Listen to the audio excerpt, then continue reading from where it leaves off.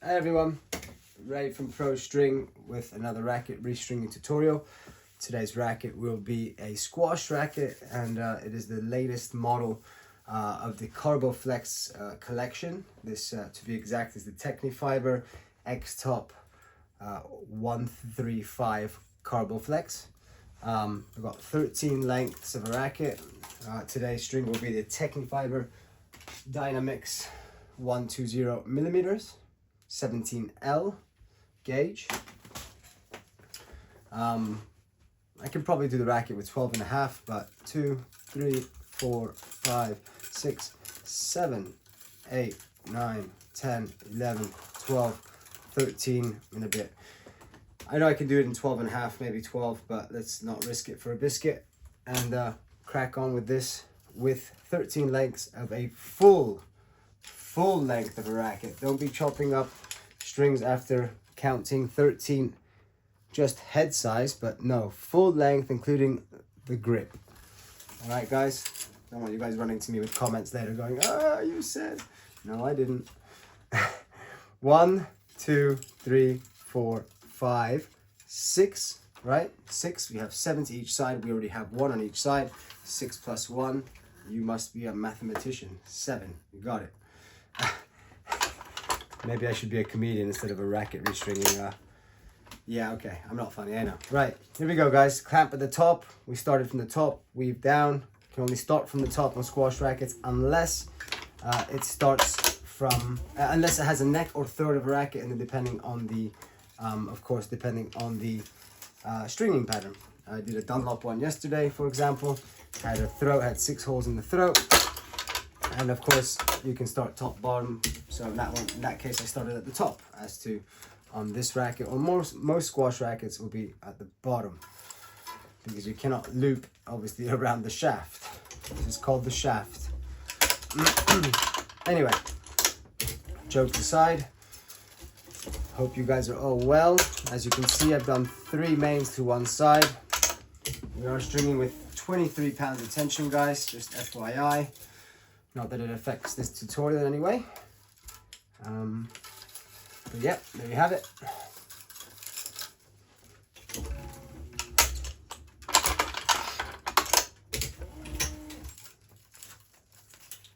And my third main to this side as well. I am drowning in rackets, guys, but I mean, it's not a joke. Probably 15 rackets are coming today. This is a Monday racket. It's Wednesday the 13th. This racket came in on Monday. We're still on track. We're not behind. I think this is the last racket that was dropped. Oh, I lie. Oh dear. I need to check for my own purpose actually what this racket was when it was dropped off. The 11th would be Monday. So we're still on Monday. And I think I still have even a Sunday racket there, but there's no rush. I've actually got 2 or 3 weekend rackets, which are classed as Mondays. I don't class, unless the client wants express, it's anything dropped off on a Saturday, Sunday with us in Hammersmith or Acton, West London. For you guys that don't know London that well, we have 2 workshops, one in Hammersmith, another one in Acton. And yeah, so I should, in the next few hours, have caught up and starting on Tuesday rackets. Just too much going on. Mondays is a coaching day for me in the afternoon, evenings. Yesterday I spent all day stringing. Very much so like today. I crept out of my little jail here today, my workshop, to go hit some tennis balls for an hour and a bit, and then took my son to tennis as well. Anyway, our 6th main string to this side, and just a reminder, there's only 7, so I've only got 1 more to go each side. I might as well just tie my knot off after this next pull, let's say.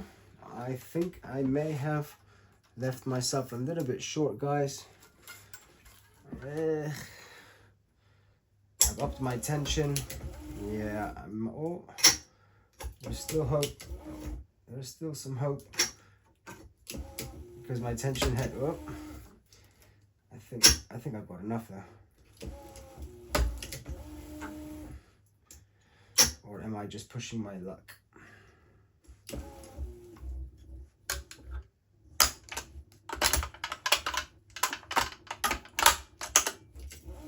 I made it, just about. Whew. So I didn't leave myself enough string really for the knot. I've plenty from the knot, of course, Parnell knot, guys, but I didn't leave myself exactly. I was missing probably 5-10 centimeters. I could have been a bit more generous with the amount of string I left myself to reach the tension head. It reached. I didn't need to use my starting clamp. Starting clamp is that, guys, which is useful for many different types of little jobs within the stringing jobs. Like when you don't leave yourself enough string to reach the tension head, for example. This racket is definitely not new yet.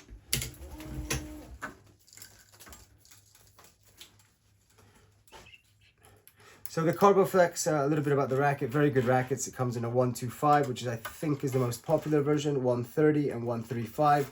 Those are actually the weights of the racket, I believe, if I'm not mistaken. I'm no squash expert when it comes to playing or the actual, I don't study all the rackets, not like tennis, where I know them, a lot of them by heart, because I'm a tennis player by nature. But yeah, squash. So, oh, here it is, 135. So that is the grams. 125, all under the Carboflex. 125, 130, and 135. This squash racket you can string from bottom to top. No need for 4 knots. You probably could get away with 4 knots. I believe I did a racket yesterday. Could have well been, I think it was a Carboflex. I had 2 pieces of Tecnifibre 305 left over. Just waiting to put it on a racket. It's been laying around for a while, so if I didn't do a 4 knot stringing job, eventually, I mean, just sometimes it can be a bit of an annoying thing having lots of string, just lots of loose pieces laying around or sat in a bag for time. So they were actually sat on the floor. Thought I'd just do a 4 knot squash. First time I ever did a 4 knot squash. If you guys if you run into that tutorial, don't judge me. It was completely fine. I had lots of space to tie knots. It didn't seem like the racket in itself limits you to do just 2 knots or 1 piece. 1 piece stringing job is 2 knots. But anyway, as you guys can see, I'm going to support my string that I'm pulling here. I don't want it to go upwards. I want to avoid as much as possible moving strings at the end of my stringing job. So in other words, we want our strings to be nice and straight when we're actually stringing the racket or pulling each individual string.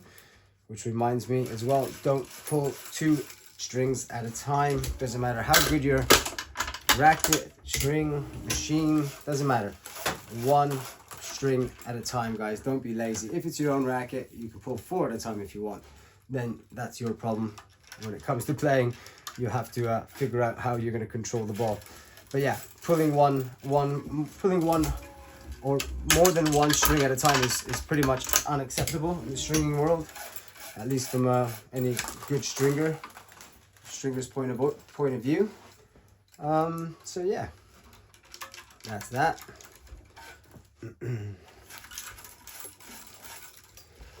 So what time is it? Just coming up to 6:30 London UK time. Not happy with the clamp, how that's better. I don't want the clamp to be too tight nor too loose, so I just tightened it 2%, maybe 5.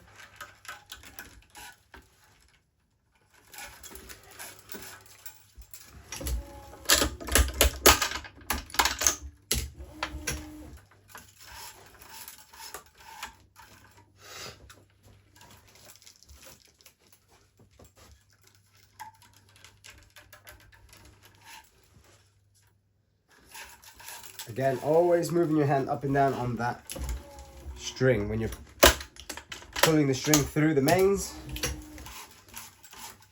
And as you guys may have seen or asked yourself, perhaps, why am I doing 2 strings at once? Why am I weaving one and then another? That's because it makes the next weave easier. So if you're just doing 1 at a time, it's a bit trickier. This is why I am now, instead of just pulling this string, why I will now weave another one, as I always do, regardless of the kind of racket, whether it's a tennis, squash, or badminton, regardless of the brand, regardless of the model. Always doing the same thing.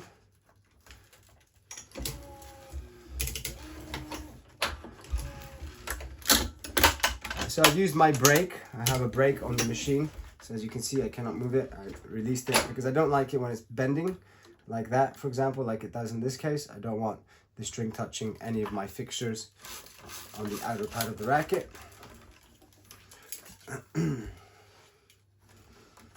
The string's okay, the Dynamix. It's a, ooh, I want to say it's a multi-filament, but just not the top multi-filament that they offer, for example. It's 100% Thermofix PA fibers, so it's got to be a multi-filament. It doesn't say exactly what it is, which is odd. It just says PU 400, 100% Thermofix PA fibers, SPL. So it's got to be close enough to a multi-filament string. If you want to know more on that string, I'm sure you can find plenty of information on it online. Just Google Tecnifibre Dynamix. Dynamix VP, sorry.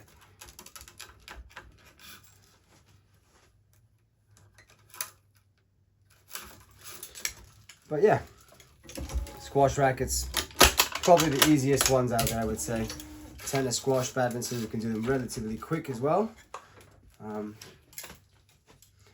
Yeah, similar to tennis, very different to badminton, of course. So tennis and squash being the easier ones, and then badminton.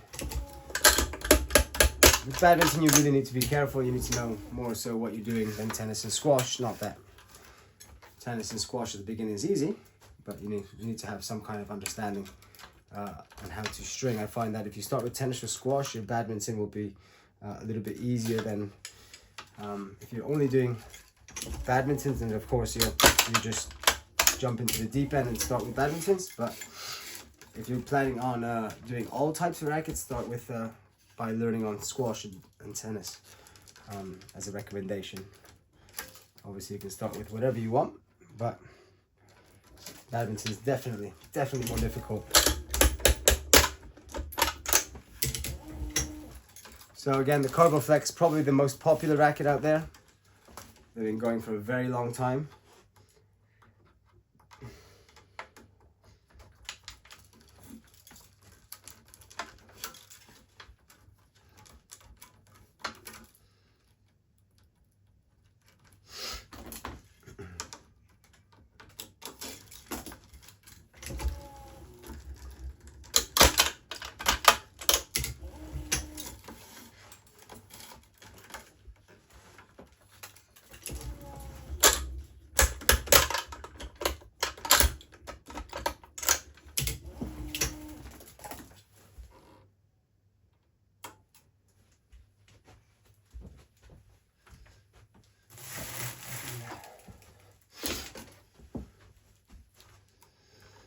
Okay guys, there you have it.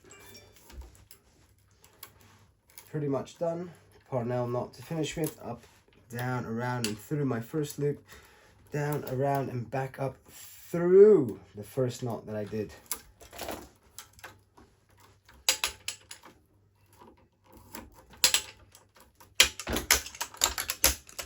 Bada bing, bada boom. Bada boom, bada bing. Done guys. There you have it. Carboflex 135 X-Top made by Tecnifibre. Straighten up your strings. Probably not much for me to straighten up here. Very minimal. Most of my strings now come out very straight. So avoiding tension loss. If you're having to move, oh, don't do that. If you're having to move your strings around a lot afterwards, that can cause, and it will cause tension drops. So be careful with that. Support the string while up or down, depending what type of racket and where your strings are, where you're pulling from. Support that string, keep it nice and straight, guys. All right, guys, thanks for tuning in. Hopefully you've learned a couple of tips there. Yeah. Thanks for tuning in, guys. Take care. Happy stringing. Bye-bye.